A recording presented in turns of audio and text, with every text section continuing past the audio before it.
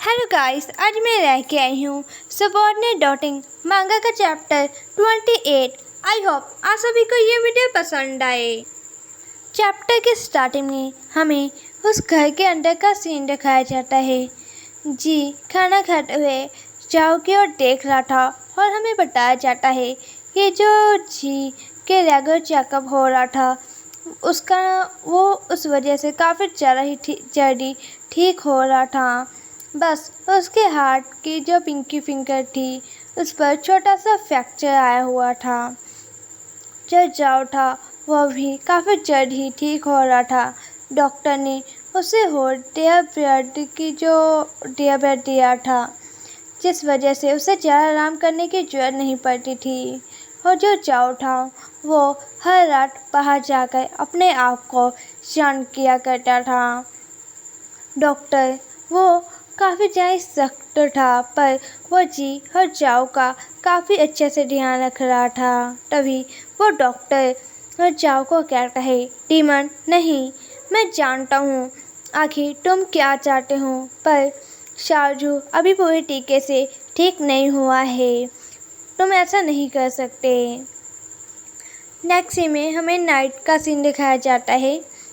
जाओ रात को उठकर बाहर जा रहा था और हमें बताया जाता है पर जाओ को जो मेडिसिन दी जाई थी, जिस वजह से जाओ को वो सब करने की मन इच्छा हो रही थी, वो सब फीलिंग्स को नहीं रोक पा रहा था, इसलिए वो रात को बाहर जा रहा था।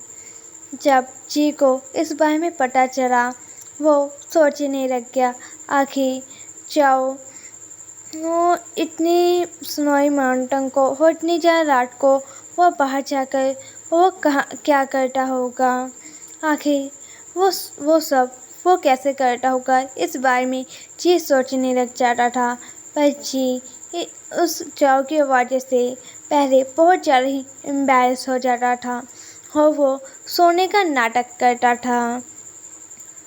पर दूसरी बार जब जाओ जा रहा था वो अपने आप को नहीं रोक पाया और जी जाओ को कहता है, ऐसा लगा है कि तुमने सुप्रीम टॉनिक भी खाई होगी। अगर पहले कोई उसे बेचता होता उस पीस को, तो वो अब तक रिच बन गया होगा, वो काफ़ी ज़्यादा ही अमीर होगा। जाओ जी की ओर देखता है और वो जी के ऊपर आ जाता है और कहता है, तुम मेरा इस तरीके से मजाक उड़ा रहे हो, तुम्हें मेरी हेल्प करनी चाहिए।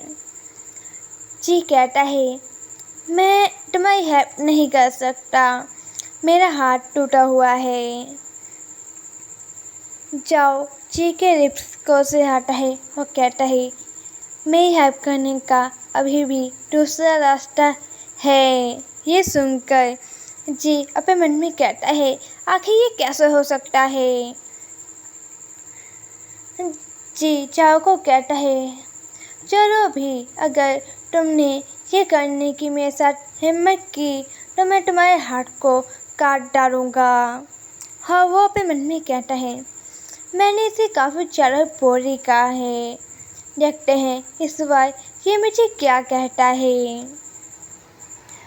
जाओ जी के क्रॉस होने लगता है और कहता है, जब तक तुम मेरी साइड पर हो मुझे कोई फ़र्क नहीं पड़ता कि तुम मेरे हाथ को काट डालो। ये सब देखकर जी बेहोश हो रहा था और वो जाओ को अपने से दूर करता है और कहता है, मेरे ऊपर से उठ जाओ, उठ जाओ, उठ जाओ, उठ जाओ। और वो अपने मन में कहता है, ये कितना ज़्यादा इनोइंग है, आखिर मैं इसमें इतना ज़्यादा खो क्यों जाता हूँ।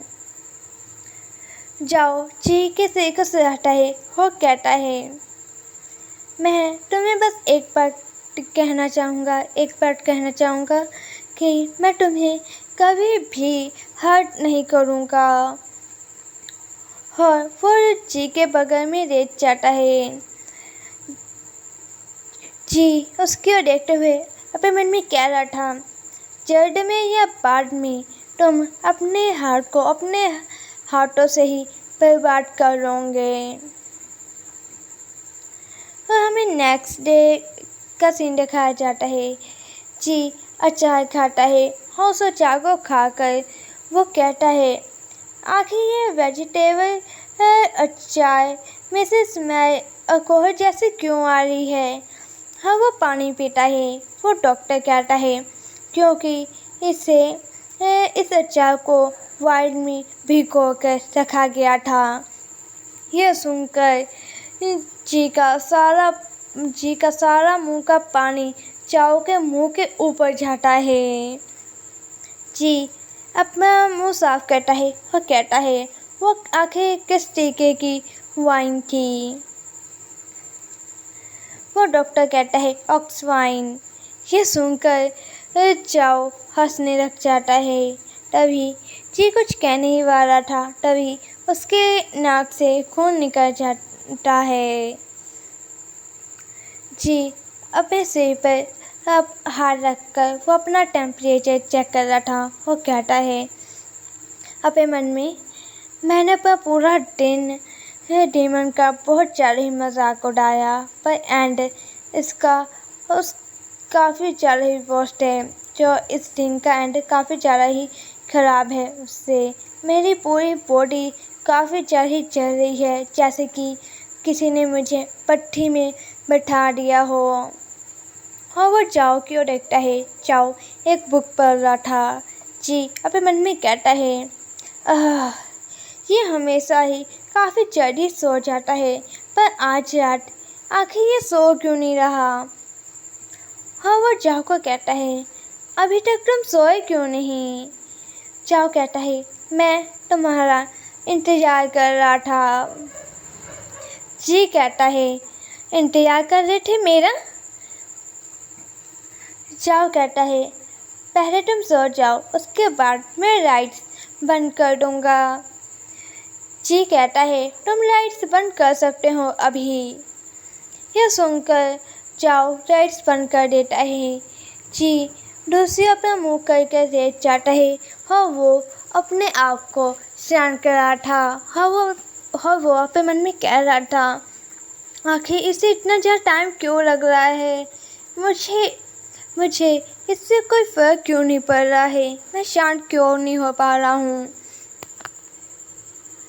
तभी ये चाओ उसके ऊपर अपना हाथ रख लेता है। ये देखकर जी ये बेहोश हो जाता है और वो चौंक भी जाता है। चाओ जी को कहता है, आखिर तुम ये सब कब तक करते रहोगे। और यहीं पर हमारा चैप्टर एंड हो जाता है।